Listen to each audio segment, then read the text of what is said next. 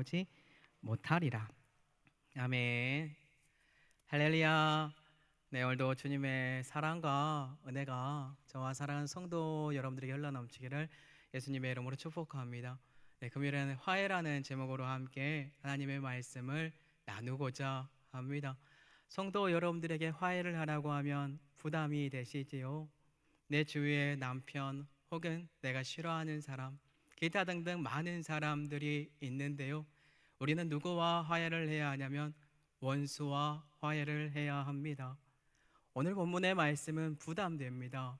그런데 이 진리의 말씀을 깨달아야만 우리가 주 안으로 더 들어갈 수 있더라고요. 화해가 있지만 이 화해에 율법이 포함되어 있고, 이 율법이 그냥 율법으로 끝나는 것이 아니라 성도 여러분들에게 구원에까지 연결이 되어 있기 때문에 정말 어렵구나 라는 것을 깨달을 수밖에 없는 본문이다라는 것입니다.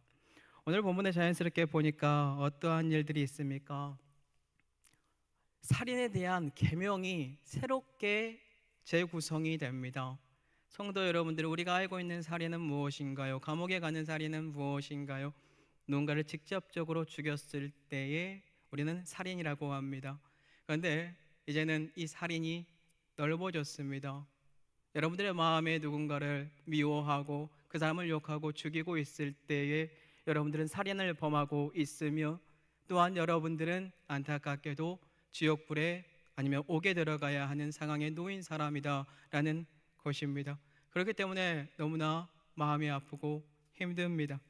이것을 우리가 한번 고민을 하고자 합니다.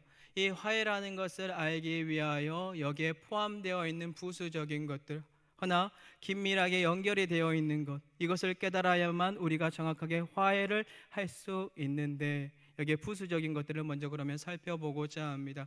먼저는 율법입니다.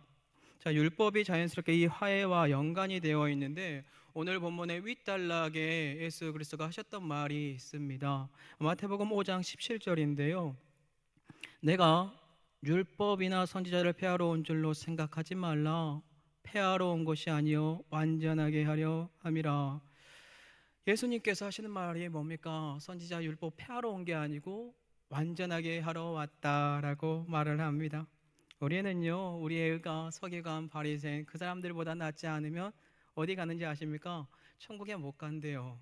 율법을 지켜야, 여러분들은 율법을 완성을 해야 여러분들은 천국에 들어갈 수 있다라는 거예요. 이 말씀이 자연스럽게 화해에 대한 내용까지 연결이 되어 있고요.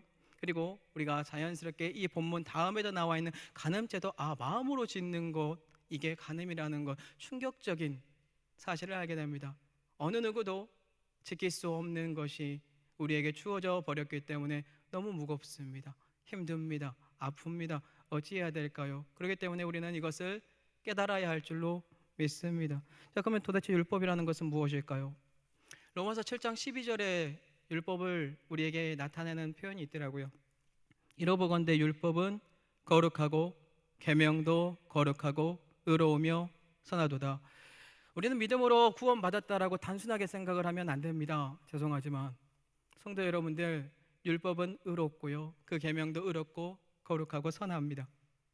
성도 여러분들에게 주어졌을 때 우리는 이 율법이 우리를 넘어뜨리게 하는 거라는 것을 경험하기 때문에 율법 치를 떨 수도 몰라요. 근데 율법주의자가 될 수도 몰라요. 성경에서 말하는 율법은 뭐죠? 총괄적으로 가지고 있는 모든 하나님의 법입니다. 계명은 뭔가요?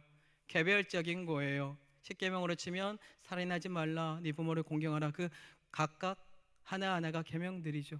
이 모든 것들이 포함되어 있는 이 율법이 우리에게 주어졌습니다. 그런데 이게 우리에게 올무가 됩니다.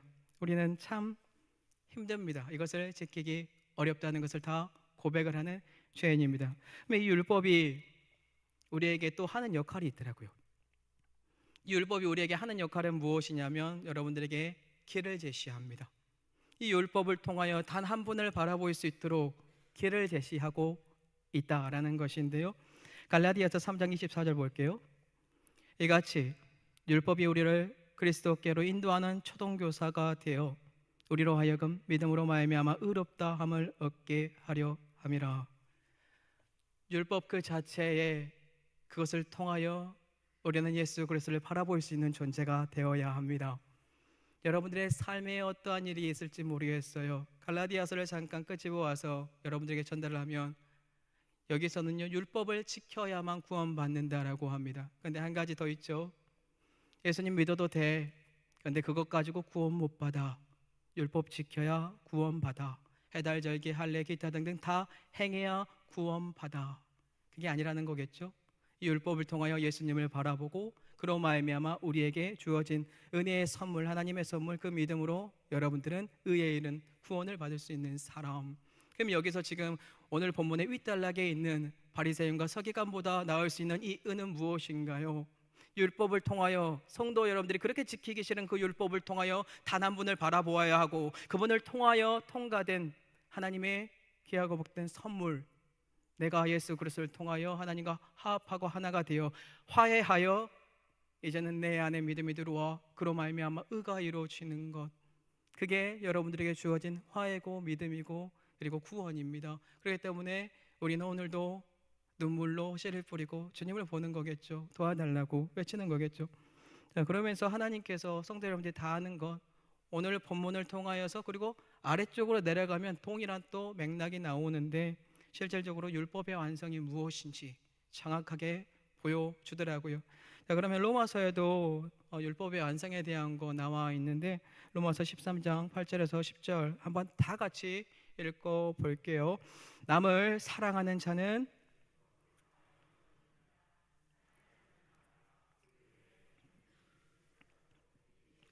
내 자신과 같이 사랑하라 하신 그 말씀 가운데 다 들었느니라.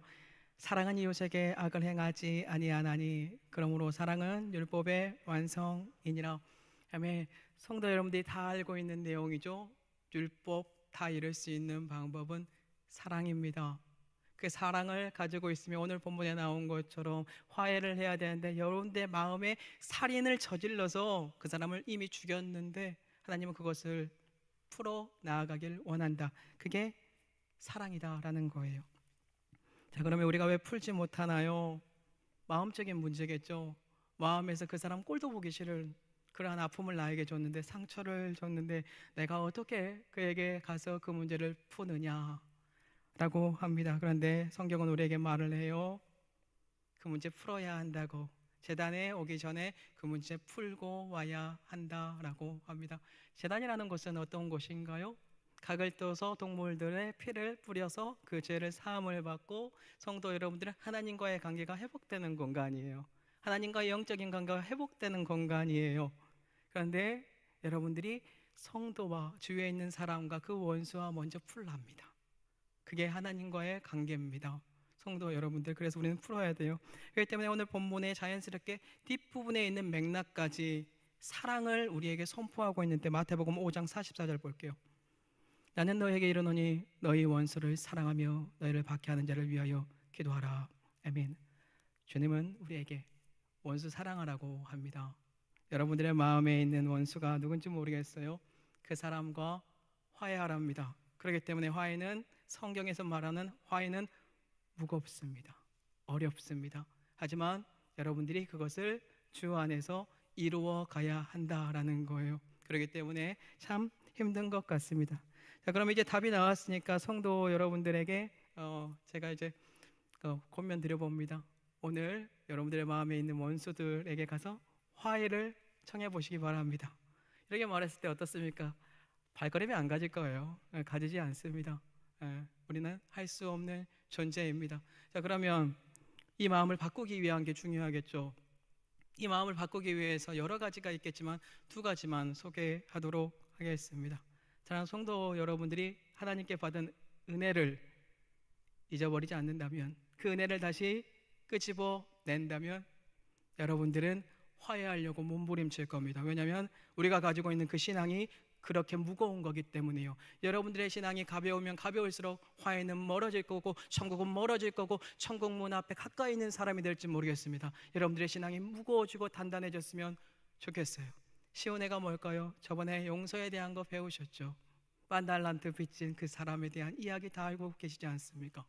그 사람에게 1000달란트 빚 갚을 수 없다는 것을 주인이 알자 그것을 탕감해 줬는데 100다나리온 그 빚진 거 자기 동료 옥에 가둬버리는 어리석음의 모습, 은혜 받은 것을 잊어버린 모습, 화해해야 되는데 화해의 모습이 사라졌잖아요. 그래서 그 주인이 그것을 알게 되었고 이제 그 사람을 다시 탕감 받았지만 그 사람을 옥에 가두는 사건. 이 뜻이 무슨 뜻인가요? 지옥에 가게 되었다. 살인을 화해를 제단에 가서 풀지 않으면 의가 서기관과 바리새인보다 낫지 않으면 지옥에 간다. 답이 나와 있습니다. 어렵습니다.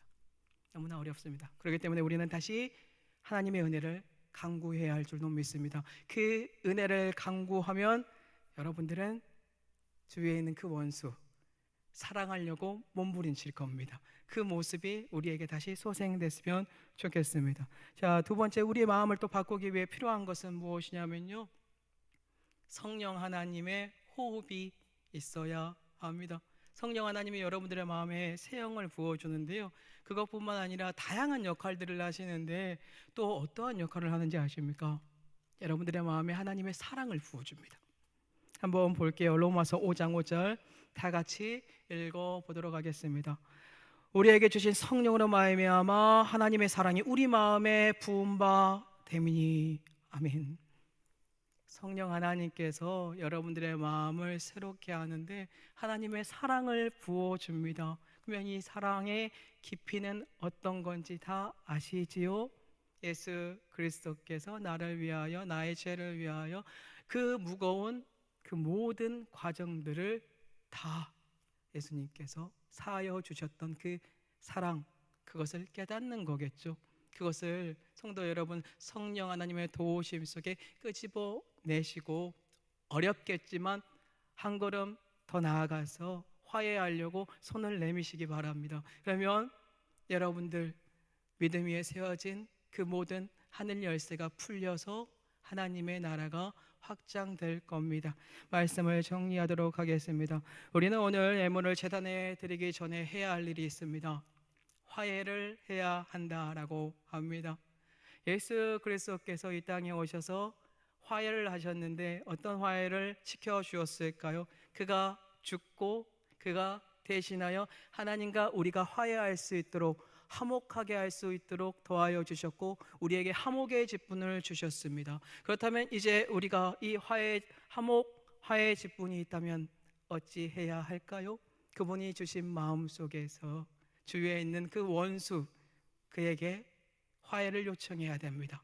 예수님은 우리가 원수였을 때 사랑할 수 있는 존재가 우리는 사랑하는 사람일 때잖아요. 그게 아니라 원수였을 때 화목 제물이 되셔서 하나님과 화해를 시켜줬습니다. 그렇다면 그 은혜를 받은 우리 또한 그러한 화해의 모습을 품고 오늘 내 마음을 아프게 하는 그 사람, 그 원수에게 가서 화해를 요청하는 그러한 은혜와 능력이 저와 성도 여러분들에게 흘러넘치기를 예수님의 이름으로 축복합니다.